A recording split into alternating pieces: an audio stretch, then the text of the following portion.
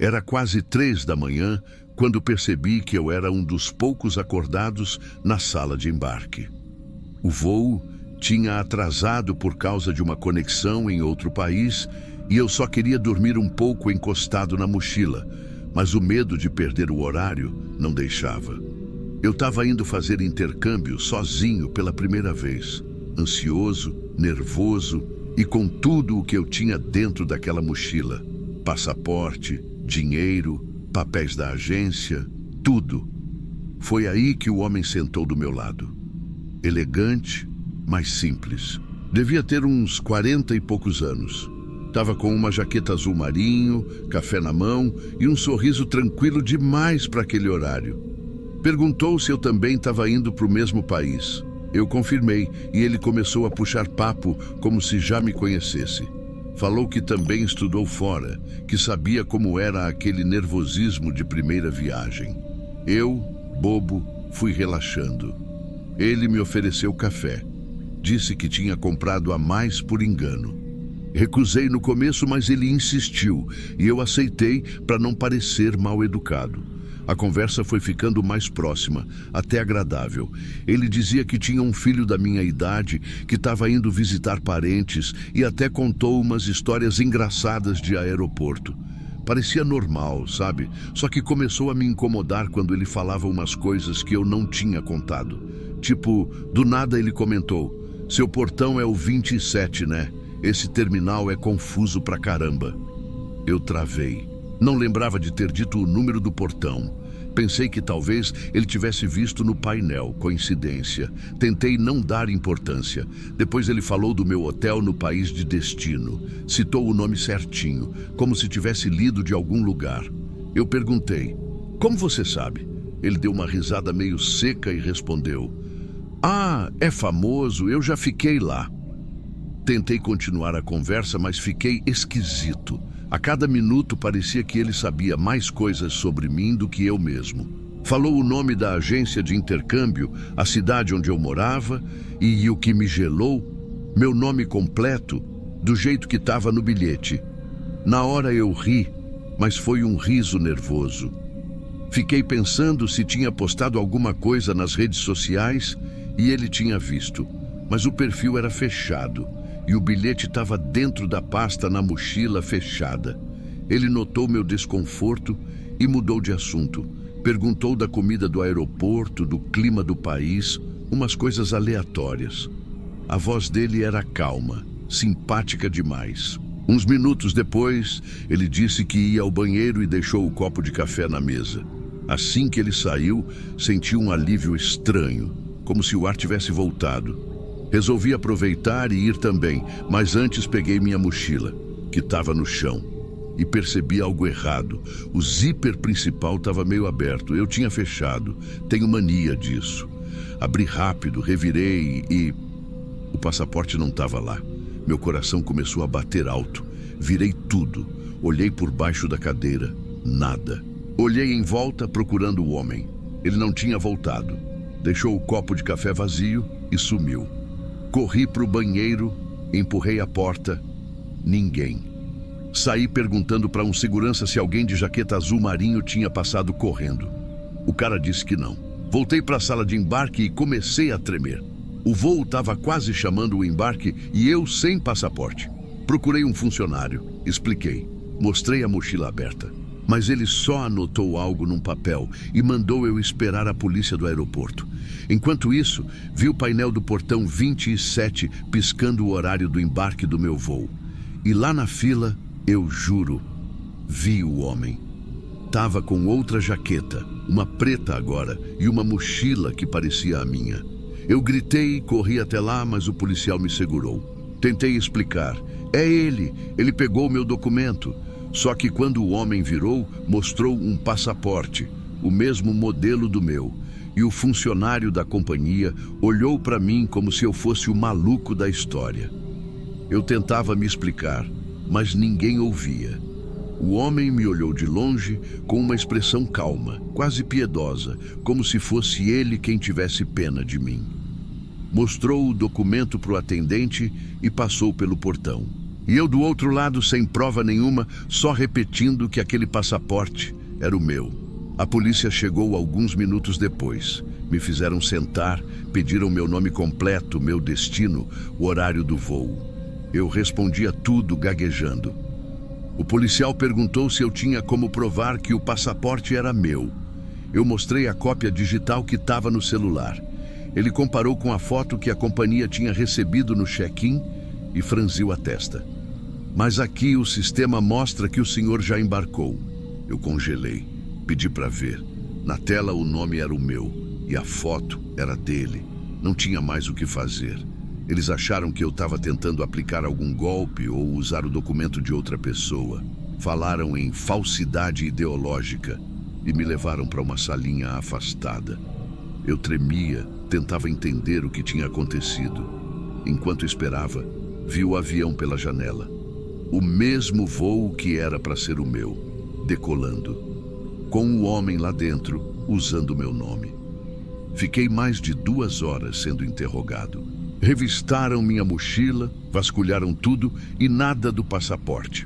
Um dos policiais até perguntou se eu podia ter perdido ou esquecido em casa. Mas eu lembrava de ter mostrado ele para o funcionário da imigração. Não tinha como. Lá para 5 da manhã, trouxeram as imagens das câmeras. Eu achei que finalmente iam ver o homem mexendo na minha mochila. Mas quando mostraram, meu estômago virou. A gravação mostrava eu sentado sozinho, falando sozinho, rindo, aceitando o café de ninguém e olhando para o nada. Pedi para ver de novo, disse que devia estar com falha de gravação, mas não. O segurança apontou na tela. Olha aqui, você chega, se senta e ninguém se aproxima de você. Tentei argumentar, mas nada fazia sentido. Comecei a duvidar da minha própria cabeça. Será que eu imaginei? Mas e o passaporte? E o café? E o cheiro de perfume que ficou na cadeira do lado? No fim, disseram que iam abrir uma investigação interna. Me deixaram sair, mas o relatório oficial dizia que eu tinha apresentado comportamento incoerente. Fiquei num hotel dentro do aeroporto até conseguirem reemitir meus documentos. 2 dias depois, a embaixada entrou em contato. Um homem com meu nome completo tinha desembarcado no país de destino, passado pela imigração e se hospedado no mesmo hotel da minha reserva. Pagou tudo com cartão emitido no meu banco e depois disso sumiu. Fizeram contato com o hotel.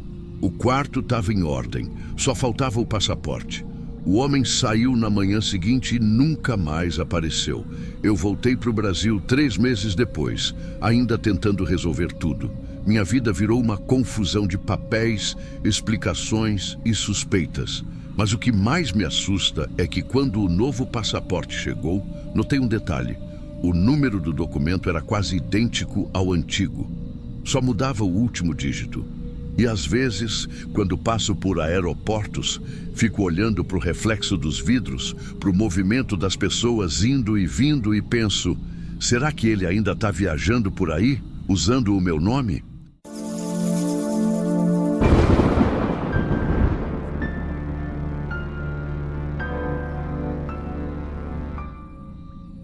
Eu trabalhava no setor de vigilância do aeroporto, no turno da madrugada. Era tranquilo até demais. A maioria das ocorrências era coisa boba. Mala esquecida, gente dormindo no chão, confusão em portão errado. Mas naquela noite, teve algo que até hoje eu não consigo explicar direito. Eram umas 2 da manhã, quando percebi o homem pela primeira vez. Ele estava sentado na fileira de cadeiras do portão 47, sozinho.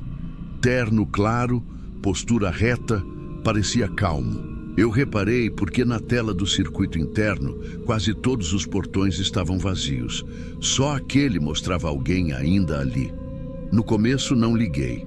Pensei que fosse algum passageiro esperando conexão. Só que passou 1 hora, depois 2, e ele não se mexeu. Não levantou, não olhou o celular, nada. Resolvi dar um zoom na câmera. E aí veio o primeiro susto. Na imagem, o assento estava vazio. Achei que fosse falha no sistema. Mudei o ângulo da câmera, reiniciei o monitor. Até pedi para outro colega olhar comigo. Em todas as telas, o mesmo. A cadeira aparecia vazia. Mas lá, no corredor de vidro, eu ainda conseguia ver o homem com os meus próprios olhos. Parado, olhando na direção do portão. Eu juro que levantei da cadeira umas 3 vezes para ter certeza de que não era reflexo. O vidro da sala de controle dava visão direta para o corredor central. A distância não era grande. Ele estava lá. Só que as câmeras diziam que não. A gente tem um protocolo para esse tipo de coisa. Quando há discrepância entre imagem real e monitor, a gente envia uma ronda para checar. Liguei para a equipe que faz patrulha no piso. Enquanto esperava, fiquei observando. E uma coisa me deixou arrepiado. O homem parecia me ver. Ele olhava direto para a sala de controle, imóvel. Demorou uns 10 minutos até os seguranças chegarem ao portão. Eu acompanhava tudo pelas telas. Eles passaram bem na frente da fileira onde o homem devia estar. E nada. "Tá limpo aqui", disse o rádio. Eu pedi para olharem no chão, atrás das cadeiras, qualquer coisa fora do lugar. A câmera mostrava eles andando, conferindo, mas a área parecia normal. Foi quando um dos agentes comentou que o chão estava gelado, tipo quando o ar-condicionado pinga direto num ponto só que ali nem tinha saída de ar por perto. E o outro disse que viu umas marcas de mão meio borradas, como se alguém tivesse se apoiado para se levantar. Falei para deixarem tudo como estava e voltarem. Quando eles se afastaram, olhei de novo pela janela da sala. E o homem não estava mais lá. As câmeras voltaram ao normal. Nenhum ruído, nenhum sinal de interferência. Eu fiquei o resto da madrugada tentando entender. Pensei em cansaço, reflexo de vidro, erro de transmissão. Só que nada explicava o fato de eu ter visto o cara claramente. E as câmeras não. Na manhã seguinte, fui direto no meu supervisor. Ele é do tipo que não gosta de papo sem prova. Então mostrei os registros da noite, o log de temperatura, tudo. Quando ele ouviu que era o portão 47, parou de digitar. Ficou um tempo em silêncio. Depois me perguntou se eu tinha certeza. Eu disse que sim. Ele fechou a tela e falou baixo, quase num tom de aviso. "Esse portão está interditado há anos." Na hora, eu achei que tivesse entendido errado. Mas ele continuou, dizendo que aquele setor era mantido fechado desde um acidente que teve com um voo internacional, uns 6 anos antes. Disse que o embarque final daquele voo tinha sido justamente ali, no 47. Eu saí da sala meio sem reação. Pedi para mudar de turno e depois de um tempo pedi para sair da função de câmeras. Não queria mais trabalhar de madrugada, muito menos perto daquele setor. Mas o que mais me assusta é o que aconteceu meses depois, quando eu já morava em outro estado. Era final de tarde, no aeroporto de Curitiba. Eu esperava meu embarque, distraído, olhando para o saguão. E juro por tudo que é mais sagrado. Sentado lá, no portão 32, estava o mesmo homem. O mesmo terno, a mesma postura. Ele olhou para mim e parecia saber quem eu era. Na hora, eu congelei. Fiquei tentando achar alguma explicação lógica. Coincidência? Alguém parecido. Qualquer coisa. Mas era ele.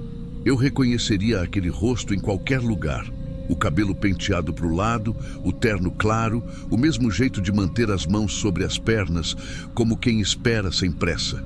Meu corpo reagiu antes da cabeça. Eu levantei e comecei a andar na direção do portão, tentando disfarçar. Parecia que o ar ficou pesado. As pessoas passavam rindo, mexendo no celular e ninguém notava nada estranho. Só eu. Quando cheguei mais perto, deu para ver que ele não respirava, não piscava. Só olhava fixo para frente, para o painel de embarque que estava apagado. Parei a uns 5 metros. Tentei ver o crachá, a mala, qualquer coisa que dissesse quem era. Mas ele não tinha nada com ele, nenhuma bagagem, nenhuma passagem nas mãos. Foi quando o som do alto-falante anunciou um embarque e eu, por reflexo, olhei para o lado. Quando voltei a olhar, a cadeira estava vazia. Olhei rápido em volta, mas ele tinha sumido. Um segurança estava passando e eu chamei ele, meio sem saber o que dizer. Perguntei se tinha visto o homem que estava sentado ali, mas ele respondeu que não viu ninguém, que aquela fileira estava vazia fazia tempo. Naquele momento eu senti o mesmo arrepio da outra vez. Não era medo, era uma sensação de estar vendo algo que não devia. Voltei para o meu portão e fiquei quieto, observando as pessoas indo e vindo como se nada tivesse acontecido. No dia seguinte, não aguentei e mandei mensagem para o meu antigo supervisor, aquele do outro aeroporto. Perguntei se ele lembrava o nome do passageiro do acidente, o último que embarcou naquele voo. Demorou um tempo para ele responder, e quando respondeu, foram só 3 palavras: Ricardo Menezes Filho. Eu fechei o celular, porque esse era exatamente o nome que aparecia no crachá do homem que eu tinha descrito meses antes, na primeira ocorrência.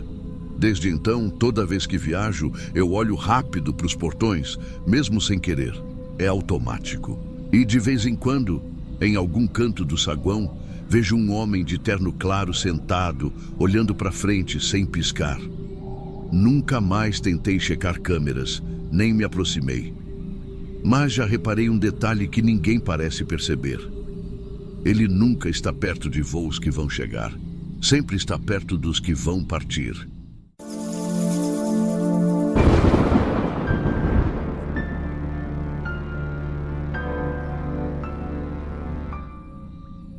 Eu nunca devia ter encostado naquela mala. Trabalhei quase 5 anos num setor interno do aeroporto, na parte da alfândega. Eu não usava o uniforme da Receita, era terceirizado. A gente fazia o trabalho pesado: descarregar, empurrar, separar o que ia para o scanner. Era tudo cronometrado, mas com tempo suficiente para ver o que não devia. Naquela madrugada, o fluxo estava baixo. Uns voos atrasados, pouca movimentação. E aí chegou aquele lote de bagagens que vinha do Oriente Médio, marcado como diplomático. Quando tem esse selo, a gente não encosta. É tipo lei interna, passa direto, sem abrir, sem questionar. Só que o peso daquela mala não fazia sentido. Era pequena, mas parecia cheia de pedra. E tinha um cheiro difícil de explicar. Não era podre, mas era úmido, pesado, como se tivesse ficado guardada num lugar sem ar. Eu avisei o fiscal de plantão. Ele olhou rápido, mexeu no lacre e disse para deixar quieto, que veio autorizado. Só que o código de autorização não batia com o sistema. Eu sabia, porque era eu que fazia o registro de entrada. Perguntei se devia pelo menos passar no raio-x, só para constar. Ele fez cara feia e disse: passa logo, mas não grava nada. Aquilo me travou, porque a máquina grava tudo. E se ele pediu para não gravar, é porque tinha coisa errada. Empurrei a mala até o scanner e fiquei olhando na tela. O contorno apareceu em segundos. Não parecia bagagem. Era cheio de formas curvas, pequenas, como se fossem ossos de criança. Ombros, joelhos, cabeças pequenas. Eu congelei. Chamei o operador do lado e ele só olhou, engoliu seco e saiu da sala. Ficou um silêncio estranho, aquele tipo de silêncio que a gente sente mais do que escuta. Minutos depois, ele voltou com o supervisor. O homem nem olhou para a tela, só mandou desligar o aparelho e anotar como erro de leitura. Mandou eu guardar a mala numa área restrita e fingir que não vi nada. A etiqueta dizia bagagem diplomática, transferência imediata. Mas o voo que levaria aquela carga já tinha partido 2 horas antes. Ou seja, ela estava ali sem destino, sem autorização e sem dono. Na hora minha cabeça começou a rodar. Pensei se devia tirar foto, avisar alguém, fazer denúncia anônima. Mas todo mundo que trabalha nesse setor sabe como as coisas funcionam. Quando a ordem vem de cima, é para cumprir e calar a boca. Fui embora do turno com a imagem da tela na cabeça. Não dormi. O contorno daquelas formas pequenas me perseguiu a noite inteira. Na manhã seguinte recebi mensagem do supervisor. Passa na minha sala antes do turno. Fui achando que ia levar bronca. Ele estava sozinho, a porta fechada, sem câmera ligada. Me mandou sentar e disse calmo, olhando para mim o tempo todo: você é bom funcionário. Não se mete no que não é da sua alçada.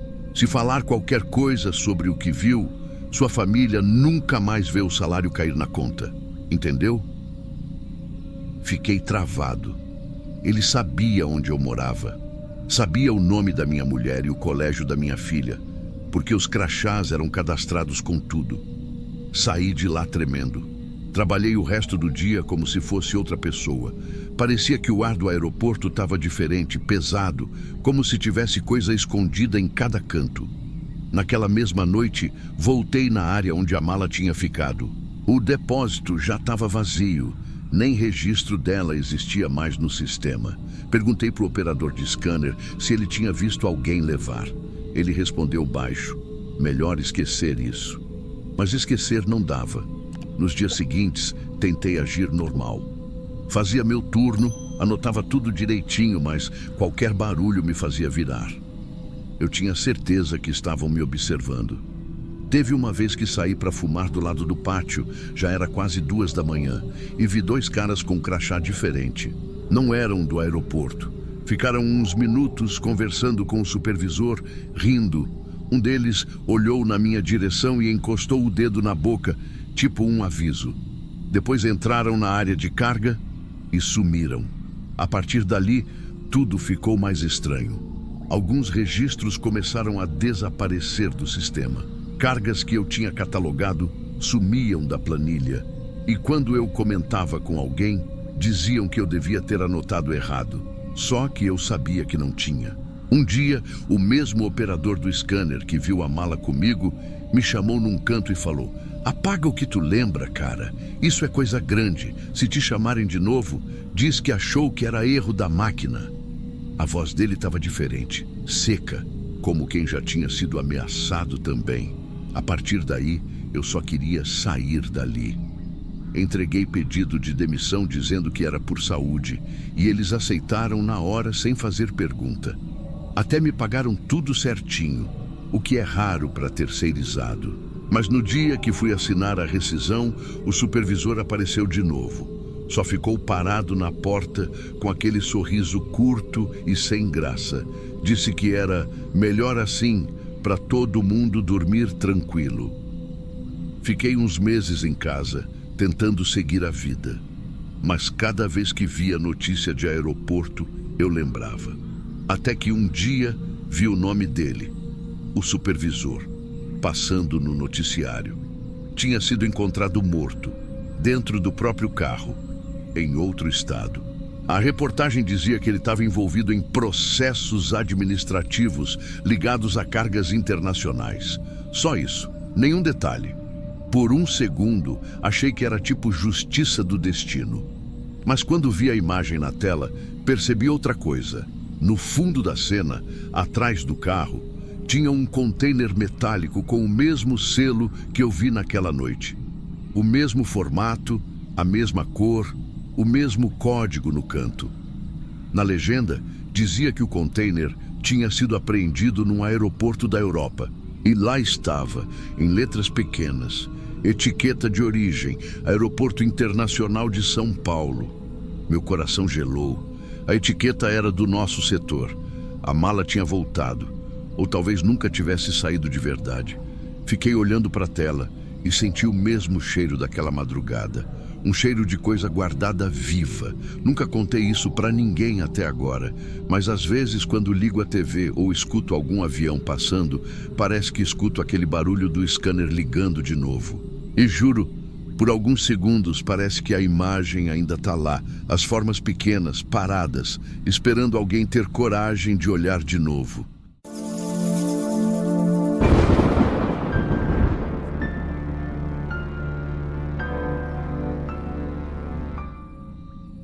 Eu nunca gostei do turno da madrugada no aeroporto. Não é nem por medo, é por aquele silêncio diferente. Tudo parece parado, só o barulho das esteiras e os avisos automáticos. Eu trabalhava no setor de descarga, aquele pedaço do terminal onde chegam as malas que vêm do porão das aeronaves. Normalmente é tudo cronometrado. Cada voo tem seu lote, seu número, seu horário. Só que uma noite começou a dar erro no sistema. aparecia uma mala cinza na esteira, sem registro de voo, sem etiqueta, sem dono. No começo, a gente achou que era só bagagem esquecida de algum voo atrasado. Mas essa mala começou a aparecer toda noite, sempre a mesma, cinza com o mesmo risco na lateral e o mesmo zíper quebrado, e sempre no mesmo horário, entre 2 e 3 da manhã. A primeira vez que vi, lembro que comentei com o João, o colega do setor. Ele foi olhar a planilha e não tinha nenhum carregamento previsto para aquele horário. Nenhum. Mesmo assim, a mala descia pela esteira sozinha, como se alguém lá no embarque tivesse colocado ela para rodar. A gente avisou o supervisor, que pediu para deixar no canto, no depósito de achados. Mas o estranho é que, na noite seguinte, ela apareceu de novo. A gente não tinha dado baixa ainda, e ela estava lá, no mesmo lugar do dia anterior, mas também voltava na esteira como se fosse outra. Eu comecei a reparar nos detalhes. A mala sempre vinha úmida, como se tivesse saído da chuva ou de algum lugar molhado. A esteira ficava com marcas de água, e o cheiro era um cheiro de tecido guardado por muito tempo, meio azedo, sabe? Depois da terceira noite, o pessoal começou a tirar sarro, dizendo que era a mala fantasma. Mas eu vi o jeito que eles olhavam. Ninguém queria ser o primeiro a encostar. Eu era o único que ficava ali direto, e acabou que sobrou para mim guardar ela. Uma vez, tentei rastrear no sistema. Digitei o código da câmera, o horário exato em que ela surgiu. O vídeo mostrava a esteira girando, vazia, e de repente, a mala já estava lá. Como se tivesse aparecido do nada, sem ninguém colocar. Isso me deixou encucado de um jeito que eu não consegui dormir direito no outro dia. Fiquei pensando em como aquilo era possível. Tudo no aeroporto é registrado. Peso, código, embarque, descarga. Nada entra ou sai sem registro. E mesmo assim, aquela mala chegava. A quinta noite foi quando resolvi abrir. Eu sei que não devia, mas era mais forte que eu. Esperei o supervisor ir tomar café e arrastei a mala para o canto, perto da balança de carga. O zíper estava duro, enferrujado. Quando consegui abrir, o ar que saiu de dentro parecia frio. Tinha roupas de aeromoça, antigas, meio desbotadas, e um crachá de metal com o nome Carolina D. A foto era velha, parecia coisa dos anos 80. Eu tirei o crachá para mostrar para o pessoal, mas na hora me deu um mal-estar. Tipo uma tontura, um enjoo rápido, sabe? Deixei tudo do jeito que estava e fui no banheiro lavar o rosto. Quando voltei, o João estava olhando para mim com a cara pálida. Ele perguntou onde eu tinha achado aquele crachá. Eu disse, na mala cinza. Ele ficou quieto um tempo e falou, cara, essa mulher morreu num acidente aqui perto. Teve um voo que caiu há uns anos. O pessoal comenta até hoje. Naquela noite, ninguém quis mais se aproximar da mala. O supervisor mandou trancar no depósito e desligar a esteira por segurança. A gente achou que tinha acabado ali.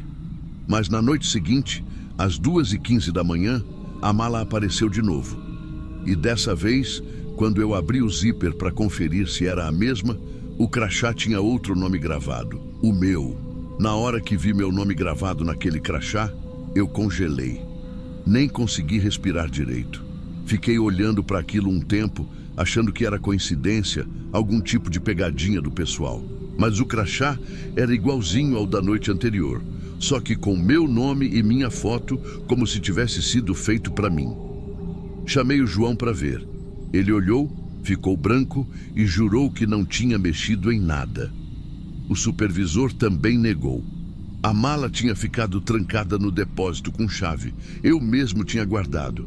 A gente abriu o registro das câmeras de novo. Na gravação, dava para ver o portão do depósito fechado a noite toda. E mesmo assim, às 2h15, a mala simplesmente aparecia na esteira, molhada, pingando. O sistema mostrava sem origem. Depois daquilo, ninguém quis mais encostar. A segurança do aeroporto veio, levaram a mala para análise, mas no relatório constava que nada foi encontrado de irregular. Só roupas antigas e um crachá com o meu nome que disseram não ter registro em lugar nenhum. Fiquei com aquilo na cabeça o tempo todo. Passei a evitar o turno da madrugada, mas era o único que pagava um extra, e a grana estava apertada. Então continuei. Só que comecei a reparar em umas coisas pequenas que me deixavam desconfortável. Tipo, às vezes, antes da mala aparecer, o sistema travava por alguns segundos. As luzes piscavam e sempre vinha aquele cheiro, o mesmo cheiro azedo de tecido molhado. Às vezes parecia que vinha debaixo da esteira. Teve uma noite que o alarme de presença disparou no galpão, como se alguém tivesse andando entre as linhas de carga. As câmeras mostravam sombra de uma pessoa, mas a imagem falhava sempre que passava perto da área da mala. O pessoal da segurança revisou o vídeo mais de uma vez e não conseguiu explicar. Na semana seguinte, eu comecei a sonhar com o som da esteira girando. Acordava com a sensação de estar ali, de madrugada, ouvindo o barulho dos roletes. Tinha dias que eu sentia o ar mais frio naquela parte do terminal, mesmo quando estava tudo desligado. Uma madrugada, fui no banheiro e quando voltei, a esteira estava ligada sozinha. E lá vinha ela de novo, a mala cinza, descendo devagar, toda molhada. Eu travei, não conseguia sair do lugar. Tentei desligar o painel, mas o botão não respondia. A mala parou bem na minha frente. Eu juro que ouvi um barulho vindo de dentro, tipo um estalo, um rangido leve, como se tivesse algo mexendo lá dentro. Fiquei olhando, tremendo, e vi que o zíper começou a se abrir sozinho, bem devagar.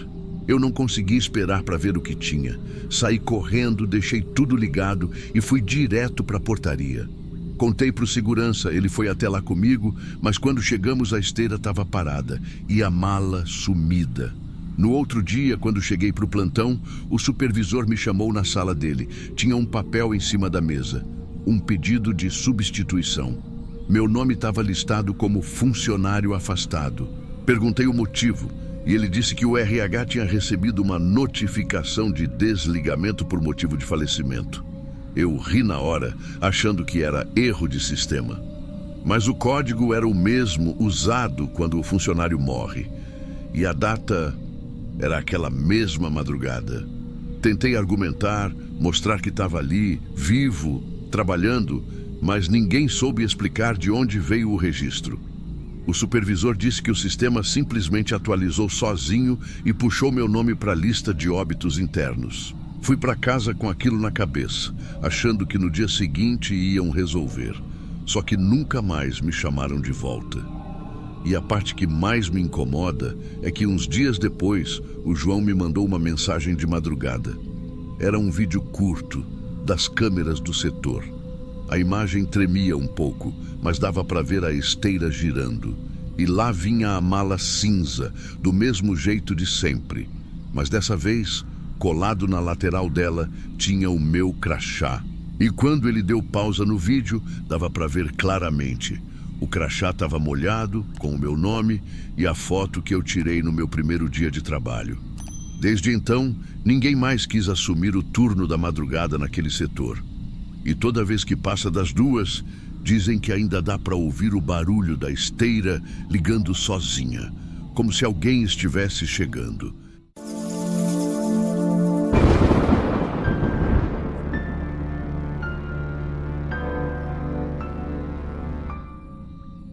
Eu sempre tive medo de banheiro público de aeroporto. É aquele tipo de lugar que parece seguro, mas não é. Gente entrando e saindo, barulho de mala arrastando, porta batendo e ninguém realmente olha para ninguém. Era quase 3 da manhã quando isso aconteceu. Meu voo tinha atrasado por causa de uma tempestade e eu estava há horas esperando a conexão. Tudo estava meio apagado, com metade das lojas fechadas e o som das vassouras dos funcionários ecoando pelos corredores. Eu lembro que levantei para ir ao banheiro da ala porque era o mais perto do meu portão. O caminho era comprido, com aquelas luzes brancas piscando. Quase não tinha movimento. Quando cheguei, tinha uma fita amarela na entrada, mas estava meio caída, tipo esquecida ali. Eu empurrei a porta mesmo assim. O banheiro parecia limpo, mas com aquele cheiro forte de produto de limpeza. Entrei no último box e fechei. Aí eu ouvi o barulho de vassoura arrastando no chão, tipo alguém limpando devagar. Quando saí, tinha uma mulher varrendo perto das pias. Ela usava uniforme azul claro, igual ao dos funcionários da limpeza que eu já tinha visto ali antes. Ela me olhou pelo espelho e sorriu. Um sorriso rápido, meio sem emoção. Disse algo baixo, que eu entendi como "tá sem papel ali", e me ofereceu papel toalha. Eu agradeci, lavei as mãos e saí. Do lado de fora, uma outra funcionária estava vindo na direção oposta, com o mesmo uniforme, só que com um crachá pendurado. Ela me perguntou se eu estava bem. Eu respondi que sim, mas achei a pergunta estranha. Aí ela falou: "Esse banheiro está interditado, moça. Ninguém devia estar lá dentro." Eu congelei. Falei que tinha uma mulher lá limpando e ela ficou me olhando sem entender. Disse que ninguém da equipe dela tinha sido mandado para Al-Ain aquela noite, que aquele banheiro estava fechado há uma semana por problema de encanamento. Na hora eu ri, meio sem graça, e falei que devia ter sido engano. Mas eu vi o carrinho de limpeza lá dentro. Eu vi a mulher varrendo. A funcionária foi até lá comigo. A fita amarela estava caída, mas quando ela abriu a porta, o banheiro estava apagado e vazio. Nenhum sinal de carrinho, de vassoura, de nada. E o chão, que antes parecia molhado, agora estava completamente seco. Ela me pediu para ir para o portão e avisou que ia chamar a segurança. Eu fui, tentando convencer a mim mesma que era só confusão, que talvez eu tivesse entrado no banheiro errado. Mas o estranho é que, quando eu sentei de novo na sala de embarque, percebi uma coisa. A mulher do banheiro tinha a mesma bolsa que eu, igualzinha. Mesma cor, mesmo modelo, até o chaveiro pendurado. Na hora eu achei que minha cabeça estava cansada, que eu devia ter imaginado. Só que no vídeo que saiu depois, eu vi. Uns 2 dias depois, eu ainda não conseguia dormir direito. Eu cheguei em casa com aquela sensação de que alguma coisa tinha ficado errada, sabe? Tipo quando você tenta se convencer de que tá tudo bem, mas o corpo não acredita. Minha mãe falou que eu estava branca, que devia ser o cansaço da viagem, mas eu sabia que não era só isso. Eu continuava lembrando do rosto daquela mulher. O sorriso dela era estranho. Não era de simpatia. Era como se ela estivesse observando se eu ia aceitar o que ela me deu. Na mesma semana, a segurança do aeroporto entrou em contato. Disseram que queriam conversar comigo sobre o ocorrido. Eu fui achando que era só protocolo para confirmar o horário e essas coisas. Mas quando sentei na sala deles, percebi que o assunto era mais sério. Um dos agentes abriu o notebook e mostrou as gravações das câmeras da ala E. Ele perguntou se eu podia me identificar no vídeo. Eu vi eu mesma entrando no banheiro, parada um pouco antes da porta, olhando para os lados, como se tivesse hesitado. Depois entrei. Só que o que me travou foi o que vinha depois. 1 minuto depois que eu entro, aparece outra mulher vindo na mesma direção. Mesmo uniforme azul, cabelo preso, mesma postura calma. Ela para na porta, olha para dentro e depois some da imagem. O segurança me perguntou se era essa mulher que eu tinha visto lá dentro. Eu disse que achava que sim. Então ele voltou o vídeo e mostrou um detalhe. A mulher tinha uma bolsa pendurada no ombro, igual a minha. Mesmo chaveiro, o mesmo tudo. Aí eu perguntei se ela tinha saído em alguma outra câmera. Ele balançou a cabeça e disse que não. Nenhuma câmera do corredor registrou ela saindo. Nenhuma. Na hora me deu um enjoo, uma sensação de calor nas costas. O segurança percebeu e explicou que estavam investigando uns casos de pessoas se passando por funcionários do aeroporto. Gente que entrava nas áreas mais vazias para abordar passageiras sozinhas, fingindo ajudar. Pelo jeito, algumas ofereciam papel, lenço, água e nisso colocavam alguma substância para dopar. Quando a pessoa apagava, elas arrastavam para áreas restritas e o resto. Ninguém sabia direito o que acontecia. Eu perguntei se acharam alguém com aquele uniforme. Ele disse que os suspeitos estavam usando fardas roubadas e que os crachás falsos eram idênticos aos originais. Disseram que ainda estavam tentando identificar o rosto da mulher, mas que, até aquele momento, o sistema de reconhecimento facial não tinha dado nenhum resultado. A parte que me destruiu foi quando ele falou: "O mais estranho é que em uma das câmeras do corredor, ela aparece seguindo você até a porta do banheiro. Só que nesse momento, você ainda está sentada na sala de embarque.